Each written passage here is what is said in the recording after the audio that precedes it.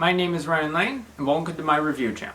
So for today's movie, I will be reviewing Kate, a Netflix original film released back in 2021.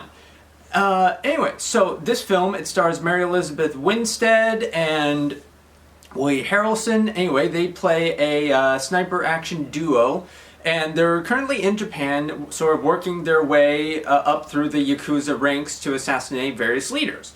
Anyway, on one fateful mission, Kate, played by Mary Elizabeth Winstead, she's poisoned, and she basically is given only 24 hours to live. Now, what I love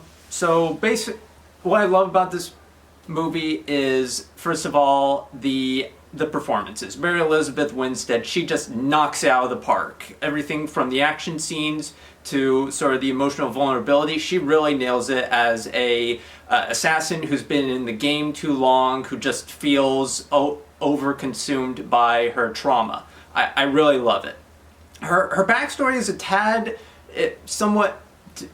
I feel like there could have been maybe a few more details, but it's all really handled well, and there's a point in the film where it's stylized, it's sort of in how it shows her becoming an assassin under the training of V, played by Woody Harrelson. Anyway, so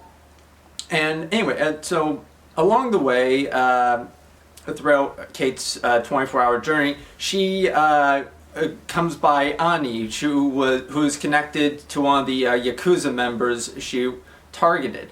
Anyway, they have a great rapport. Ani, she starts off a bit, grating, but she has really good energy. She really exists well at sort of being a mirror image of Kate, and also sort of calling out her BS a little bit at times. And it's kind of funny. Like at one point, Ani-chan, at one point, it's like, why do you have to wear such grim clothing and clothes stained in blood? I really like her character, and she does, and I do like some scenes where she does kind of show what it would be like if a person who wasn't actually involved in, sort of hitman operations was actually given a gun. There's a great sequence that actually takes advantage of that pretty well.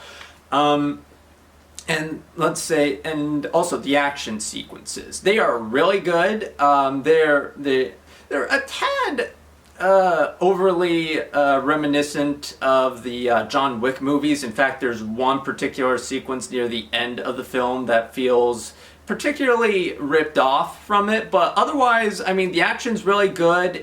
There's no shaky cam. It's captured well. The cuts are deliberate, and really tell the story well of a given action scene, and they utilize the Tokyo setting really well to good effect. I really like it. And then I guess the only action scene that I don't think is very good is there's one sequence involving Kate. She's driving like this hot pink neon car throughout the streets of Tokyo. And, well, clearly they stretched the VFX budget a tad. And if this were, like a more digitally reliant film or like some MCU film type thing, I'd probably give it a pass. But for a film that feels so grounded and the visual effects, they're probably not all practical, but they feel practical for a scene to feel so... artificial and sort of rubbery in its physics, it throws you off a bit. Thankfully, said action scene doesn't last very long. And I guess another thing sort of about the cinematography is like throughout the film, it'll on occasion use long sweeping fluid shots to establish location. I really like it. It's really good. It helps keep the energy up for films.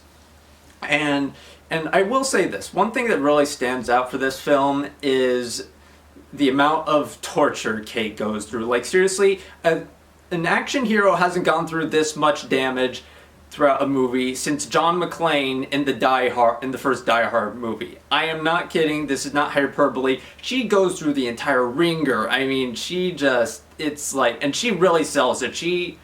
I mean, she really, like, you know how in some films where it's like, you know, the action heroes, you know, it's like they'll go through a bunch of damage, but then they pop a few pills and they're like, okay, I'm good. Like a video game character, it's like, no, every damage is a damage she takes reverberates throughout the entire film, and she just sells it with every move. You feel her pain. She's like, yeah, so... I guess one slight complaint I have is sort of involves Woody Harrelson's character V, or his full name is Varric. He's, well, let's just say you will know certain things about him, you know, before Kate does. The film's, again, the film's sort of a tad familiar with that, but thankfully Woody Harrelson is really charismatic as Kate's mentor and friend, so thankfully this isn't too bothersome for me. So I guess with all that in mind, thanks to a great rapport between Kate, Woody, V, and Ani-chan, great action sequences, a great location shots, and due to a slight overfamiliarity and borrowing from some other films like the John Wick movies, with all of those factors in mind, I will be giving Kate 4 out of 5 stars. Anyway, thank you for watching. Have a good rest of your day.